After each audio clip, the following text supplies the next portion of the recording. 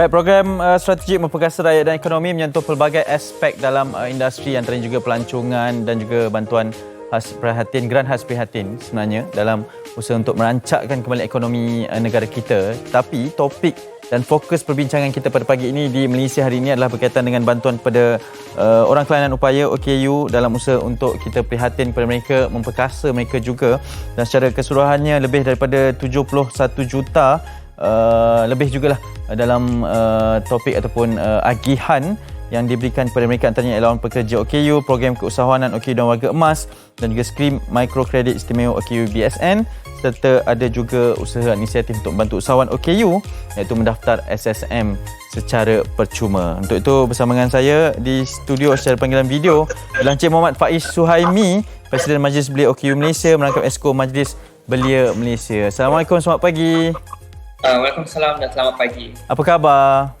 Alhamdulillah sihat ini. Yang pertama, terima kasih kerana sudi bersama dengan saya Hanif di MSI pada pagi ini. Mungkin tadi kita dah berikan sedikit reaksi daripada orang ramai berkaitan dengan inisiatif untuk memperkasa golongan OKU ini. Mungkin Cik Faiz boleh kongsikan juga berkaitan dengan apa respons selepas mendengar agihan ataupun daripada pemerkasa ini berkenaan dengan inisiatif bantuan kepada OKU.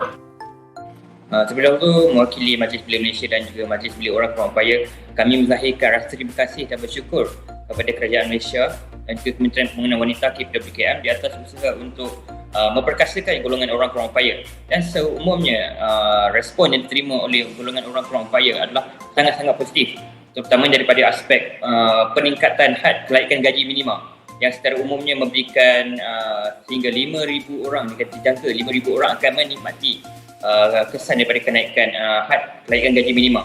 Dan pada masa yang sama juga kita menjangkakan di bawah jangkaan di bawah Jabatan Kebajikan Masyarakat, jumlah OKU berdaftar di Malaysia adalah lebih kurang 500,000 orang. Dan secara tidak langsung ianya memberikan ruang terutamanya bagi orang kurang upaya yang telah pun bekerja. Kalau lihat pada had umur ataupun had kelaikan gaji minima sebelumnya ada sebanyak RM1,200, dan apabila ditingkatkan pada RM1,500, ianya memberikan ruang kepada komuniti ataupun golongan OKU yang sebelum ini yang berada di bawah gaji daripada paras yang minima untuk menikmati kenaikan allowance hingga RM450. Dan secara tidak langsung ianya memberikan ruang untuk pemerkasaan ekonomi walaupun dalam jumlah yang agak tertentu, yang agak sedikit, tapi ia memberi ruang kepada komuniti yang betul-betul memerlukan. Kerana ini memberikan ruang kepada OKU terutamanya untuk meningkatkan dari segi penjagaan alat bantu, alat pulih OKU mereka. Mungkin daripada masa yang sama, geran diberikan sebanyak 20 juta untuk memperkasakan OKU untuk hasil-hasil tawangan mereka, memberikan ruang kepada OKU untuk mengembangkan peluang perniagaan. Dan saya juga melihat skim-skim mikrokredit yang diberikan itu secara tidak langsung memberikan galakan kepada orang kurang upaya untuk pertama bekerja dan juga terlibat dalam sektor industri. Yang kita lihat secara tidak langsung komuniti orang kurang upaya antara individu yang ataupun kelompok yang terkesan akibat pandemik COVID-19 ini. Ya, Cik Faiz, saya sangat tertarik dengan apa yang Cik Faiz katakan berkenaan dengan reaksi daripada mereka yang bakal menerima faedah dan manfaat ini. Tapi sebenarnya dalam kalangan ataupun golongan OKU ini sendiri, bagaimana sebenarnya maklumat ini disampaikan supaya mereka cakna sebenarnya ada bantuan-bantuan, skim-skim mikrokredit terutamanya yang diberikan supaya ianya dapat disalurkan kepada mereka yang betul-betul memerlukan, Cik Faiz? Pertama sekali, apabila maklumat ini telah diberikan dan dimaklumkan, agensi-agensi di bawah Kementerian Pembangunan Wanita, Keluarga dan Masyarakat KPWKM telah melaksanakan hebahan secara umum kepada semua yang terlibat melalui media sosial, dan kami di peringkat agensi penyokong iaitu Majlis Belia Malaysia dan juga Majlis Belia OKU melaksanakan sokongan dengan memberikan makluman balas, dan juga kita menyebarkan maklumat yang sedia ada kepada komuniti OKU orang upaya. Dan pada masa yang sama kita juga memberikan sokongan dengan memberikan sumber informasi kepada komuniti OKU yang memerlukan maklumat dengan inisiatif-inisiatif yang juga turut dilaksanakan oleh Majlis Belia Malaysia kepada golongan orang kurang upaya dan juga belia secara umumnya.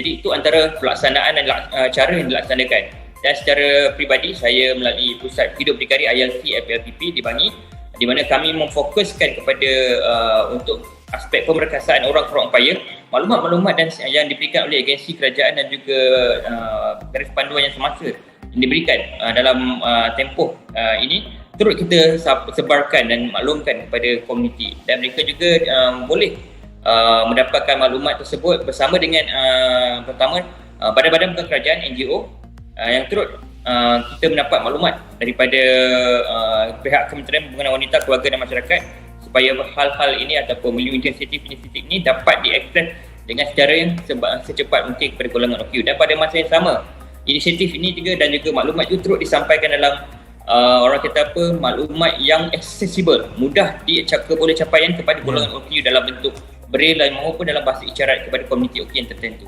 Ya, sangat menarik sebab kita pasti agar tiada golongan yang tercicir. Cik Faiz, mungkin dengan secara ringkas ni boleh kongsikan berkenaan harapan dan juga apa sebenarnya yang diharapkan untuk inisiatif pemerkasa ini dalam usaha merancakkan ekonomi dan juga membantu prihatin pada golongan OKU ni. Silakan.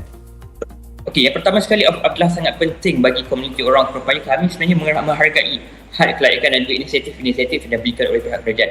Tapi pada masa yang sama, peningkatan daripada aspek kemahiran itu antara perkara yang perlu diberikan perhatian. Kita yakin bahawa usahawan-usahawan OKU di luar sana maupun pekerja OKU mempunyai kemahiran serta mempunyai produk, namun mereka mempunyai kekurangan daripada skill kemahiran mempromosikan produk mereka ataupun mencari the right market untuk mempromosikan, memasarkan produk mereka. Itu antara perkara yang perlu diberikan perhatian oleh pihak kerajaan. Yang kedua, latihan dari segi menguruskan pendapatan. Kita yakin di belakang sana ramai usahawan-usahawan OKU mempunyai perniagaan, namun mereka tidak mempunyai kemahiran menguruskan pendapatan mereka.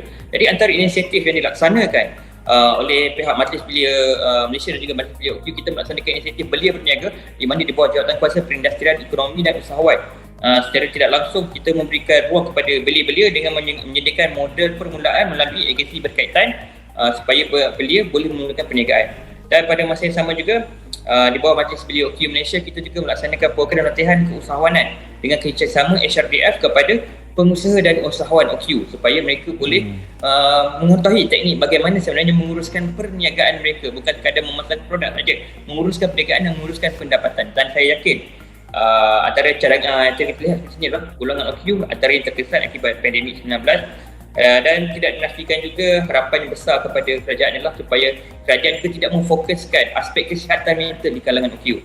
Saya yakin bahawa di luar sana golongan bukan OKU turut terjejas, apatah lagi golongan orang kurang upaya, mereka turut terjejas dengan aspek kesihatan mental. Ya, baik. Saya kira sangat tepat, sangat jelas penjelasan yang diberikan oleh Cik Mak Faiz Suhaimi. Terima kasih banyak-banyak kerana sudi bersama dengan kami. Semoga berjaya kita ucapkan.